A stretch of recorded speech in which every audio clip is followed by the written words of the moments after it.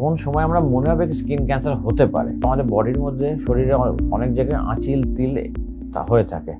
আমরা যদি দেখি সেই আঁচিলের সাইজ বেড়ে যাচ্ছে বা তার শেপ চেঞ্জ হচ্ছে বা সেটা ফেটে গেছে বা তার থেকে ব্লিডিং হচ্ছে বা তার থেকে ব্যথা হচ্ছে, এগুলো কিন্তু স্কিন ক্যান্সারের অশনি সংকেত হতে পারে। আমরা দেখতে পাই যে আমাদের ধরুন এই বায়োপসি করে প্রুভেন হলো, সেখানে আমরা সার্জারিটা প্ল্যান করি। অনেক সময় দেখা যায় মুখের ওপর ক্যান্সার হয়েছে, সেক্ষেত্রে আমরা প্ল্যান করে যেটাকে অঙ্কুলপ্লাস্টিক করে সার্জারি করি।